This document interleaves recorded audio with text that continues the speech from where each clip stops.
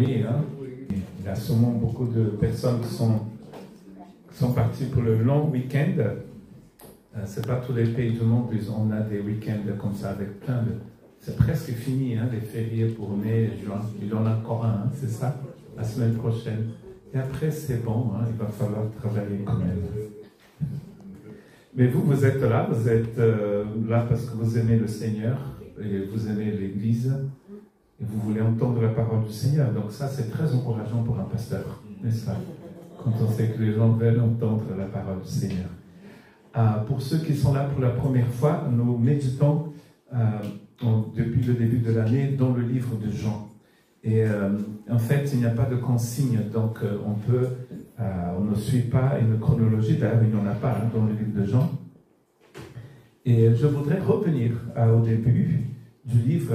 La semaine dernière, on a parlé de lavement des pieds et comment Dieu nous encourage à laver les pieds les uns des autres, pas seulement physiquement, pas physiquement d'ailleurs du tout, si vous voulez le faire, hein, c'est pas interdit, mais surtout par des gestes d'amour, de pardon, à exercer en fait la miséricorde tous les jours pendant notre vie sur terre, les uns avec les autres, ou peut-être les uns aux autres aussi. Et ce matin, je voulais parler de l'importance du témoignage que nous avons à rendre au Christ auprès des nôtres. Nous avons donc dans notre projet d'église une quarantaine, je pense, de personnes ont répondu sur Internet. Nous avons donc parlé de cette importance d'évangéliser, n'est-ce pas? Certains pensent que c'est quelque chose qu'on ne fait pas assez bien. Et je me pose la question, qui le fait vraiment très bien? Mais il y a une chose très intéressante que nous constatons ici, et le texte va apparaître là dans Jean chapitre 1, c'est que là, c'est fait d'une manière beaucoup plus naturelle que les méthodes d'évangélisation de notre jour, de nos jours. Nous allons lire donc le verset 40, 41 et le verset 45 de l'évangile de Jean, du chapitre 1. André, frère de Simon-Pierre, était l'un des deux qui avait entendu les paroles de Jean et qui avait suivi Jésus. Ce fut lui qui rencontra le premier son frère Simon et lui dit « Nous avons trouvé le Messie », ce qui signifie Christ. Ensuite, le verset 45, Philippe rencontra Nathanaël et lui dit « Nous avons trouvé celui de qui Moïse a écrit dans la loi et dans les prophètes. Et dont les prophètes ont parlé, Jésus de Nazareth. » Nous allons voir tout à l'heure, vers la fin du message, comment, en fait, ces personnages différents, ici, ces disciples, ont été touchés par le Seigneur, par le témoignage de l'un. Il y a un autre, c'est Jésus lui-même qui est venu vers lui pour l'appeler, comme il a fait avec Matthieu. Mais souvent, nous constatons que c'est par des personnes que le Seigneur manifeste sa grâce à d'autres personnes. Comme la semaine dernière, nous étions dans l'église, c'est-à-dire nous invitons chacun à laver les pieds de l'autre, d'une manière spirituelle, bien sûr. Et là, aujourd'hui, nous avons envie de sortir un peu de l'église dans notre vie de tous les jours, qui commence tout à l'heure chez vous et qui va jusqu'à samedi minuit, 11h pour certains, pour d'autres 1h du matin, par exemple pour moi. Et donc pendant ce temps où nous ne sommes plus ici, nous ne sommes plus ensemble, nous ne sommes pas dans une réunion de prière, comment est-ce que nous témoignons du Christ auprès des personnes qui nous entourent? Je ne sais pas si vous savez, mais cette année nous fêtons l'anniversaire très important du credo de Nicée. Je le connais beaucoup mieux maintenant parce qu'on a étudié les credos, les sept conciles chrétiens de l'Orient. Et cette année, nous fêtons parce que le concile de Nicée s'est passé en 325, à partir du début juillet 325. Donc il pleuvait ce jour-là en Turquie. Non, je ne sais pas. Ça fait longtemps, hein? Donc, de ce concile est sorti ce que nous appelons le credo de Nicée. Je crois en Dieu le Père. D'ailleurs, en venant de Hurt, j'ai écouté la Missa Tango que nous avons chantée l'année dernière au conservatoire. Et je disais à ma femme, si vous pouvez le trouver sur Internet, c'est vraiment sublime. Et une grosse partie de cette œuvre argentine, c'est du classique en mode tango, c'est le credo de lycée. Et je discutais avec Suzanne et on disait, mais est-ce que ces gens se rendent compte de ce qu'ils sont en train de chanter, hein? Je crois en Dieu le Père et je crois en son Fils. Donc un certain monsieur, Arius, il avait prêché, donc il me semble qu'il était évêque d'Alexandrie, ou peut-être Constantinople, peut-être Clément va me l'un ou l'autre, et il a affirmé que Jésus était créé par le Père et qu'il était une créature. Et donc Constantin lui-même a donc convoqué un concile à Nicée, donc en Asie mineure, en Turquie, et 200 à peu près évêques étaient réunis pour discuter sur l'importance de croire que Jésus est le Fils de Dieu. Donc c'est très important pour nous de savoir en qui nous croyons. Ce Christ, il est qui? Parce que vous voyez dans cette histoire des disciples que l'évangélisation de Nathanaël et de Pierre vont partir d'une déclaration correcte, je dirais, théologiquement, d'André et de Philippe. Nous avons rencontré le Christ. Et l'autre va dire, nous avons rencontré celui dont parle l'Ancien Testament, la loi de Moïse, dont parle Moïse et le prophète. C'est très important. Donc, quand nous témoignons, quand nous annonçons Christ, nous n'annonçons pas n'importe quel Christ. Ce n'est pas le Christ génie de la lampe d'Aladin, très en vogue dans certains coins du monde. Le Christ qui donne tout ce que vous demandez. Hein? Le Christ, vous venez au Christ, vous allez devenir riche. Vous venez au Christ, vous allez trouver ceci et cela. Hein? On appelle cela l'évangile de la prospérité. C'est un Christ qui est Seigneur. Hein? Et nous chantons dans ces chants classiques Kyrie eleison. Seigneur, prends pitié de nous. Mais ce n'est pas n'importe quel Seigneur, c'est le Seigneur de l'univers. D'abord, nous trouvons donc ce monsieur André qui va être cité à peu près dans le livre de Jean 3 fois. Et chaque fois qu'il est cité, il est en train de conduire des gens au Christ. Ici, il conduit son frère. Ensuite, dans Jean 6, c'est la multiplication des pains. C'est lui qui va dire, Jésus, il a un gamin ici qui a 5 pains et 2 poissons. Mais qu'est-ce qu'on pourrait faire avec 5 pains et 2 poissons? Mais le fait même d'oser dire qu'il avait 5 pains et 2 poissons pour nourrir 6000 hommes, c'était quand même un pas 2 fois immense de la part de ce monsieur. Jean chapitre 12, c'est lui qui va conduire les Grecs voir Jésus. Et là, c'est là où Jésus va dire qu'il est venu pour mourir. Je suis venu pour cette heure. 3 fois. Après, cet homme disparaît dans les coulisses. On ne le voit plus vraiment. Hein? On parle beaucoup de Pierre. Moi, je serais jaloux si j'étais André.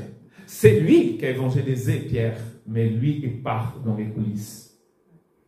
N'est-ce pas intéressant?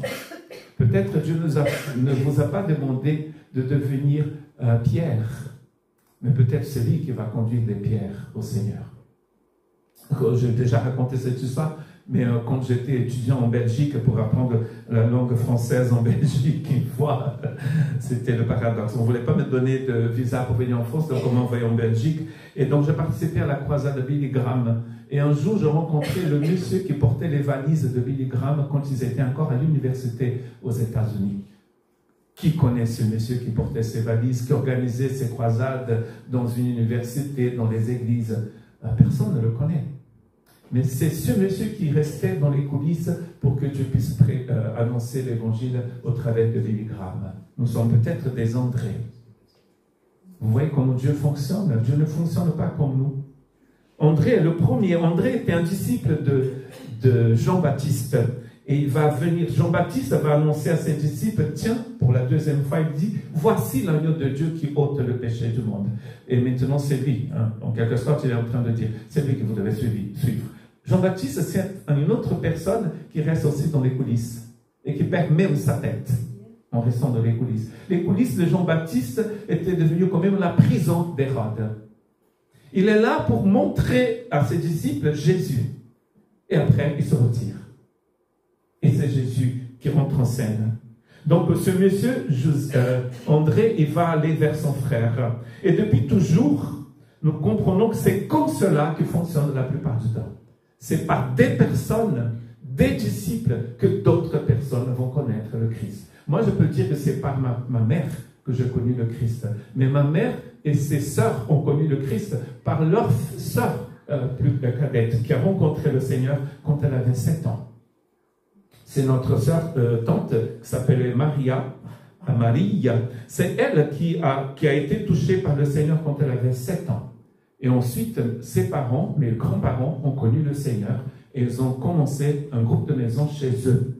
Et comme cela, qui est née l'église du port des Carrosses. C'est le quartier où j'habitais, le port des Carrosses, au bord d'un lagon. C'est comme ça que l'église est née, par ma tante qui avait 7 ans, mes grands-parents, toutes les sœurs de ma mère se sont converties. Ma mère s'est convertie avant 63, je suis né en 63, ma mère était déjà chrétienne. Ensuite, elle a transmis la foi à ses enfants. Mes frères n'ont pas forcément suivi le Seigneur, mais au départ, et je disais tout à l'heure, j'avais beaucoup de réunions avec ma mère parce qu'il y avait des gâteaux. Ma mère disait, viens, il y aura des gâteaux. Mais c'est comme ça, en allant manger des gâteaux, que j'ai connu le Seigneur. Ma mère n'est pas devenue missionnaire. Ma mère n'est pas venue en France, mais c'est elle qui m'a annoncé l'évangile. Et ensuite, elle est restée cette femme qui priait pour son fils. Tout Pierre a un André dans sa vie. Vous êtes peut-être tous des Pierres. Très intéressant.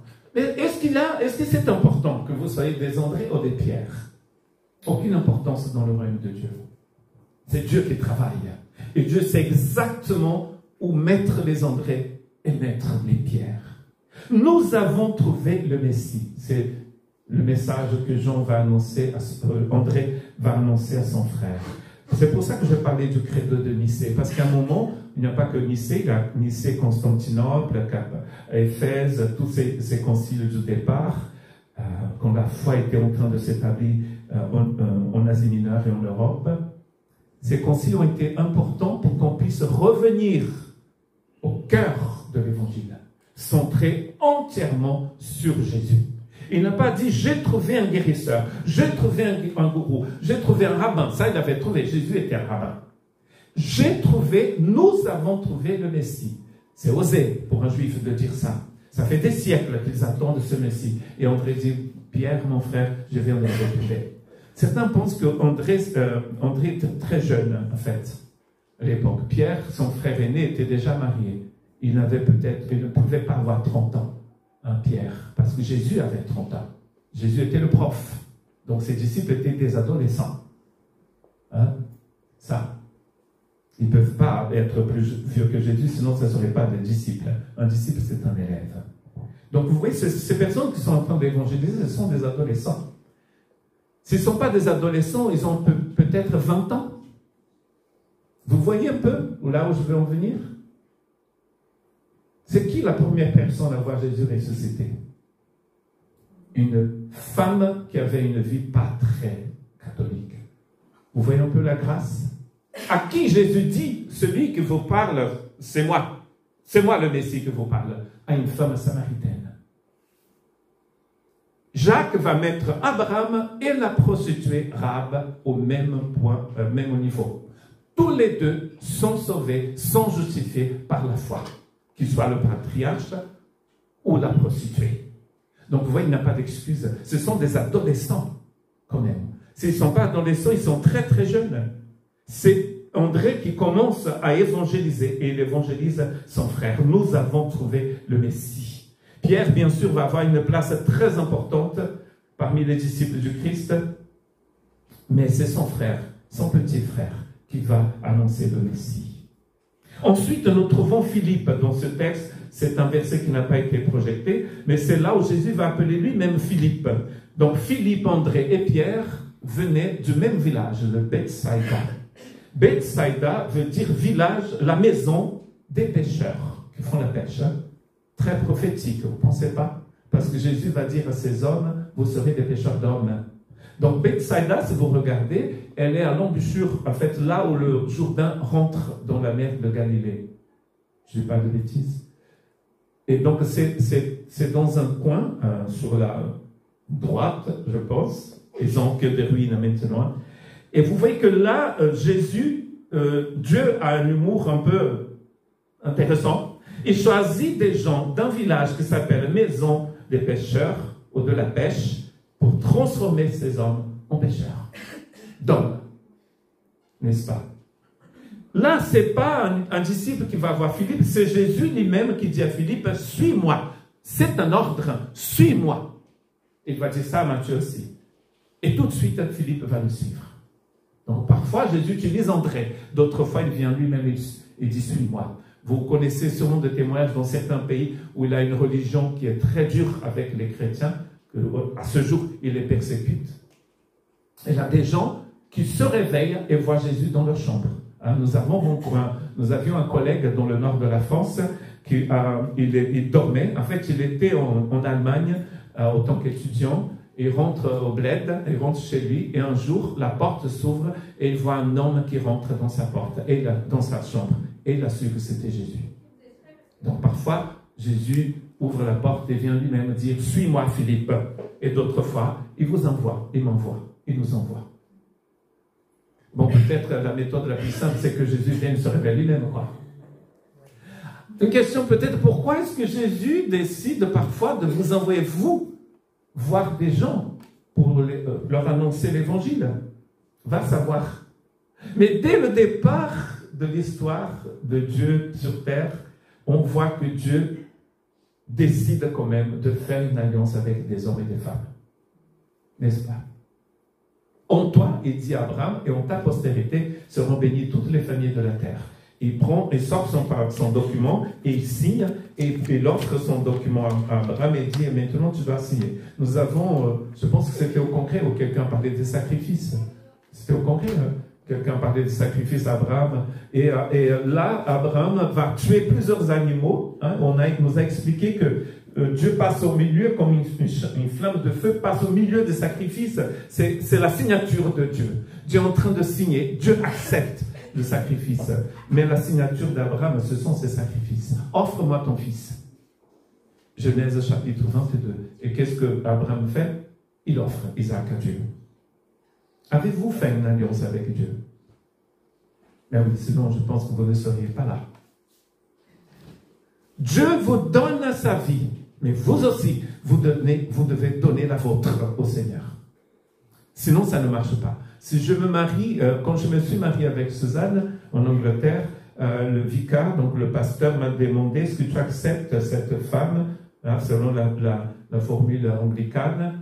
Et je dis oui, mais la même question est posée à Suzanne. Est-ce que vous acceptez ce monsieur? Et je pense que la Suzanne a pensé quelques secondes. Oui, oui. C'est trop tard pour dire non. On appelle ça un mariage. Avec Dieu, c'est pareil. Dieu dit à Philippe, suis-moi. Ce qui est très intéressant, c'est que Philippe, après, va partir évangéliser aussi. Suivre ici veut dire suivre en disciple. C'est un présent continu. Continuer de suivre le Seigneur en disciple. Je pense qu'Elisabeth a parlé il y a 2 semaines sur être disciple, n'est-ce pas? On a été appelé à être disciple. Et là, Jésus est en train de dire à Philippe, viens me suivre et continue de me suivre comme un disciple. C'est Maurice qui dit que le verbe ici est dans un présent continu. Il faut continuer de le suivre. Donc, Philippe va décider de suivre Jésus. Et qu'est-ce qu'il fait? Une fois qu'il comprend que Jésus est le Fils de Dieu, le Messie, qu'est-ce qu'il fait? Il va voir son ami Nathanaël. Et il dit ceci. Vous voyez qu'André fait la même chose avec son frère. Et Philippe va voir Nathanaël, son ami, et dit, nous avons trouvé celui dont Moïse a parlé dans la loi et dont les prophètes ont parlé. Jésus de Nazareth. Il ne fallait pas rajouter de Nazareth à son message. Parfois, il ne faut peut-être pas dire tout. Dès qu'il dit de Nazareth, qu'est-ce que Nathanaël fait? Est-ce que quelqu'un de bien, quelque chose de bien pourrait venir de Nazareth? Il aurait juste dit, nous avons montré Jésus. Et là, Nathanaël va réagir avec beaucoup de préjugés. Il a des pays comme ça, même en France, il a ça. Vous venez d'où? Je viens de 62 par là. Ah bon? On dit déjà dans le Nord que le 62, et le 59, entre les deux départements du Nord, il y a beaucoup de préjugés, n'est-ce pas, Marie-Dine? Quand on arrive à Lille en 62, les gens s'écartent de la rue. Ils ont peur des gens de 62. Ils ont peur de se faire écraser. Il y a beaucoup de préjugés. Les préjugés existent partout. Or, il avait un terrible préjugé par rapport aux personnes du Nord. Déjà, on disait qu'on reconnaissait un Galiléen par leur façon de parler. C'est pareil entre Nord et Sud ici, n'est-ce pas? On était à Paris, on arrive dans une boulangerie et on n'a pas osé « Madame, je voudrais une chocolatine ». Mais non, là on serait lapidé. À Paris, on dit « pain au chocolat ».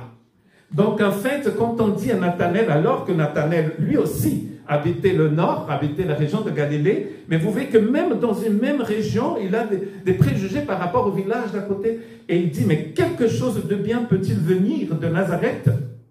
Et qu'est-ce que Philippe dit? Est-ce que Philippe essaie de dire « oh, n'importe quoi, raciste ?» Non. Qu'est-ce que Philippe dit à Nathanaël? « Viens et vois. » Est-ce que Jésus savait que Nathanaël avait des préjugés contre les gens de Nazareth? Mais oui, il sait tout. D'ailleurs, il va dire « je t'ai vu sous le figuier ».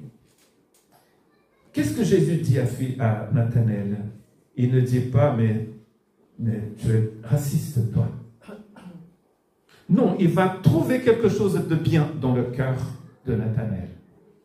C'est vrai que Nathanaël avait des préjugés, mais c'était quand même un homme sans fraude, nous dit Jésus.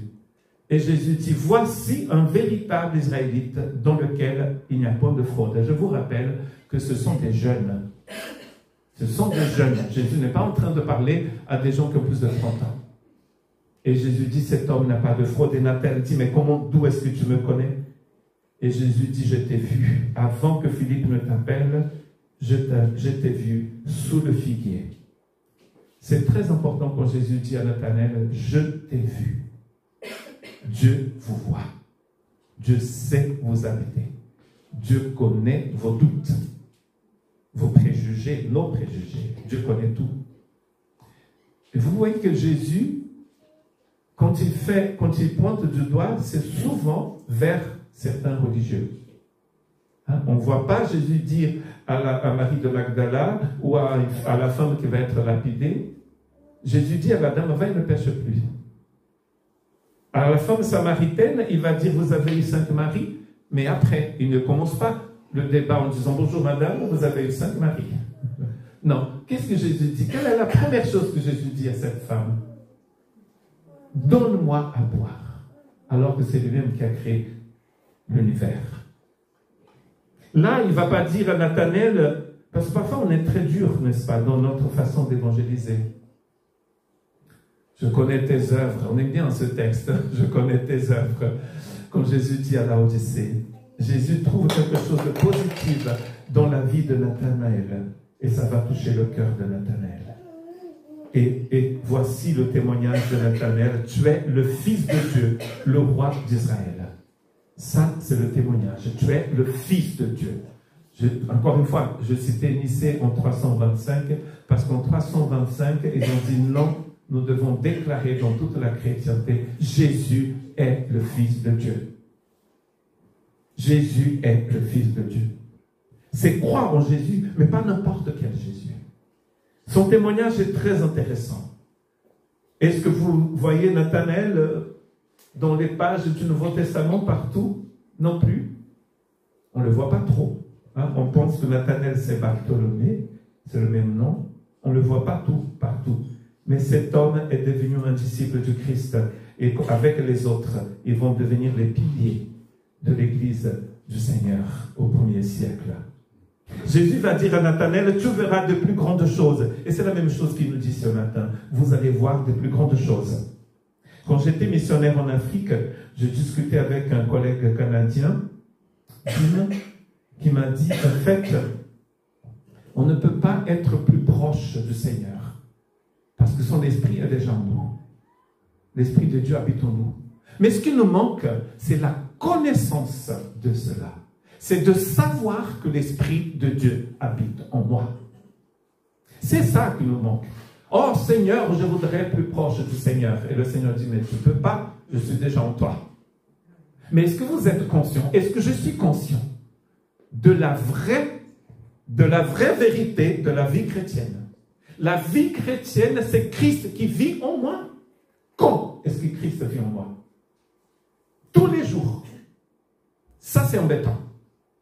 Si c'était que au culte dimanche matin, ça serait super. Après, on rentre chez nous, on a toute la semaine pour nous. On revient dimanche, c'est comme ça qu'on a vécu pendant longtemps et qu'on vit encore. Il y a un théologien de la Suède, de la Norvège, qui a dit au XVIIe siècle, le problème de l'église protestante en Suède, c'est que Christ vit dans les temples. Quand les gens sortent des temples protestants, luthériens, je pense en Suède, Jésus reste dans le temple. Et dans la vie de tous les jours, il n'y a pas de Jésus dans la vie des chrétiens. Avez-vous connu le Christ comme parole de Dieu? Il est à la fois, il est parole de Dieu, mais il est aussi esprit et vie. Jésus se fait chair, mais il est glorieux, il est rempli de gloire, comme on le voit dans l'Apocalypse. Et un jour, nous allons le voir face à face. Est-ce que vous connaissez Jésus comme Alpha? Il est aussi Oméga. Très important. Il est commencement, mais il est aussi la fin. Donc ça veut dire qu'il est tout entre l'Alpha et l'Oméga. C'est lui qui règne. C'est pas Jésus nous sauve et on attend le jour où il va revenir et là on va être avec lui. Non, nous sommes avec lui tous les jours. Il nous a baptisés de feu, un feu qui purifie. Vous avez contemplé l'agneau de Dieu sur la croix? Nous allons le voir assis au milieu du trône. C'est ce Jésus-là que André a annoncé à son frère Pierre. C'est ce Jésus-là que Philippe a annoncé à Nathanaël. C'est pour ça que leur vie a été changée. C'est pour ça qu'ils sont devenus aussi disciples de Jésus. André est venu à Jésus grâce à la prédication de Jean-Baptiste. Pierre est venu à Jésus grâce au témoignage de son frère André. Philippe est venu à Jésus suite à l'appel direct de Jésus. Nathanaël est venu à Jésus après avoir surmonté ses préjugés personnels par une rencontre personnelle avec Jésus. Donc vous voyez, des chemins différents. André, Pierre, Philippe, Nathanaël. André a témoigné que Jésus est le Messie, le Christ. Philippe a témoigné que Jésus est celui dont l'Ancien Testament avait prophétisé. Et Nathanaël a témoigné que Jésus est le Fils de Dieu, le roi d'Israël. Vous voyez? C'est pour ça que c'est important de savoir en qui nous croyons. Si Jésus est petit dans ma spiritualité, il sera aussi petit dans ma façon d'annoncer. Si Jésus n'est pas le centre de ma vie, si Jésus n'est pas le seul sauveur, pourquoi est-ce que je l'aurais partagé avec d'autres? Si Jésus n'est pas si important pour moi, si je pense qu'il y a d'autres façons d'être sauvé, je ne veux pas forcément évangéliser. Ça n'a aucun sens. Chacun pour soi. Chacun suit son chemin, ce qu'on dit souvent de nos jours. Mais est-ce que vous croyez que Jésus est le Fils de Dieu? Est-ce que vous croyez que Jésus est le Sauveur? Est-ce que vous croyez qu'il est Seigneur? Alors, on ne va pas faire comme certains témoins. Ce qui est très intéressant, c'est que dans ces témoignages, c'est que c'est des personnes qui se connaissent et qui témoignent. Il y a sûrement des personnes qui ont témoigné et il n'y a eu aucun résultat. On a entendu ça au congrès, c'était même hier matin, où un monsieur que d'ailleurs j'ai invité, j'aimerais bien qu'il vienne ici pour notre week-end d'église, si ce n'est pas cette année, une autre fois, et il disait qu'il rencontrait, il connaît un prédicateur, un messager qui dit « Je suis... Qu'est-ce qu'il a dit déjà, Lorraine? Nerveux, non, je suis embêtant, je ne suis pas sympathique, un truc comme ça. Mais c'est comme ça, il faut me prendre comme ça. C'est comme ça et c'est tout. » Est-ce que c'est intéressant que quelqu'un qui est comme ça et c'est tout évangélise? Mais évangéliser quoi? Moi, j'ai connu une personne au Brésil, et je voyageais avec lui au Brésil, et j'étais dans le même hôtel avec lui, et il était connu comme un grand homme du Seigneur, un grand serviteur de l'Éternel. Or, le week-end que je passais avec lui, c'était horrible. Et je me souviens qu'il m'a demandé, parce que j'étais un peu le serviteur de prophète, de grand pasteur, de descendre dans l'accueil pour demander un fer à repasser. Donc il a voulu repasser lui-même et le fer était trop chaud et donc ça a complètement brûlé et ça a troué son t-shirt. Il était furieux. Je pensais qu'il allait frapper la dame avec son fer, alors que le soir même, il devait prêcher dans l'église. C'est ce qu'il disait notre pasteur au Congrès Baptiste hier. Si vous êtes comme ça, il faut demander au Seigneur de vous changer, de changer votre cœur. Quel message nous avons annoncé au monde si je suis une personne chrétienne, évangélique, remplie du Saint-Esprit, mais très violent? Il a un problème, non? Il a un problème. Est-ce que Jésus est mon sauveur? Est-ce qu'il est mon Seigneur? Est-ce qu'il est ma vie? Est-ce qu'il est mon maître? Est-ce que je suis rempli du Saint-Esprit? Qu'est-ce qu'il arrive avec un bassin qui est rempli d'eau? Ça déborde. Quand André va voir Pierre, c'est de l'eau qui déborde. Désirez-vous suivre le Christ sur un chemin de sanctification? On parle beaucoup de l'importance de la sanctification. C'est ça le monsieur qui est rempli de lui-même, qui prêche l'évangile comme ça, avec beaucoup de gestes, beaucoup de puissance, mais qui est nerveux et qui est prêt à frapper quelqu'un avec un fer à repasser. Ça, ce n'est pas la sanctification. La sanctification, c'est une vie de plus en plus proche du Christ, parce que ça veut dire à part. Je suis à part pour Jésus. Seigneur, j'ai envie de frapper cette dame avec le fer à repasser. Il y a un problème dans mon cœur, guéris mon cœur. Pour que je ne puisse frapper personne, crier sur personne. La sanctification change ma façon de traiter l'autre. Alors, si le Seigneur est tout ça pour vous, vous pouvez être des André et des Philippe et conduire d'autres au Christ Jésus. Nous parlons beaucoup d'évangéliser, mais avons nous-mêmes trouvé le Messie? Prions.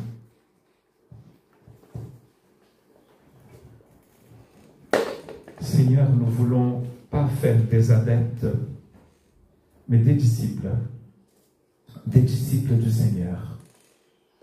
D'abord, que chacun d'entre nous ici ce matin puisse être conscient que nous sommes tes disciples, tes enfants. Nous t'appartenons à toi seul. Aide-nous, Seigneur, à vraiment être comme André et Philippe. Naturellement, aller voir des gens que nous aimons. Et du coup, comme ils ont vu la lumière dans notre vie, comme ils ont vu que nous marchons avec toi, ça va être peut-être plus simple de dire nous avons trouvé le Messie. Nous avons trouvé la vie éternelle.